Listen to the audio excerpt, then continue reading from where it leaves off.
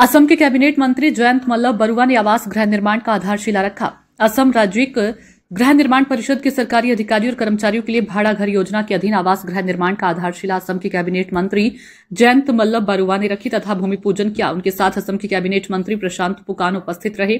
डिब्रूगढ़ के पूर्व मिलन नगर स्थित पुराने सरकारी घरों को तोड़कर सरकारी बाबू के लिए 3 मंजिले का निर्माण किया जाएगा। इस इमारत में 12 सरकारी 28 एचके आवास होंगे। कैबिनेट मंत्री जयंत मल्ल बरुआ ने बताया कि 3.5 करोड़ की लागत से बनने वाली सरकारी भवन डिब्रूगढ़ सिटी होने के साथ ही असम का दूसरा सचिवालय डिब्रूगढ़ में होने से सरकारी अधिकारियों के लिए ऐसी भवन की आवश्यकता है। डिब्रूगढ़ से कैमरा पर्सन मुन्ना घटवाल के साथ रिपोर्टर अरुण जैन की रिपोर्ट। आज डिब्रूगढ़ शहर माझमजियात आमी प्राय 3.5 कोटी टका व्ययरे 12टा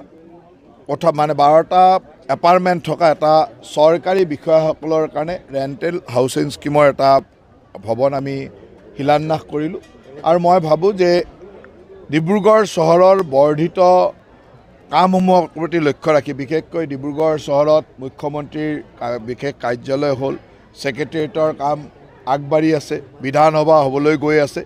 गति इयात विषयসকলৰ কাৰণে যথেষ্ট गृहर प्रयोजन हब और ये प्रयोजनीयतार प्रति लक्ष्य राखी सरकारी विषयসকলৰ কাৰণে এই रेन्टेड हाउसिंग स्कीमत आमी 12टा एपार्टमेंटर এই भवनটোৰ আজি আধাৰিলা কৰিলো। और मैं भाबो जे এই भवनটোৱে भविष्यतर दिনত যথেষ্ট সেই ক্ষেত্ৰত সহায়ক হিচাপে থিয় দিব।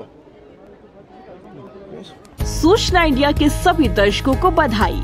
अब आप सूचना इंडिया देख सकते हैं जियो टीवी चैनल नंबर 4053 पर भी।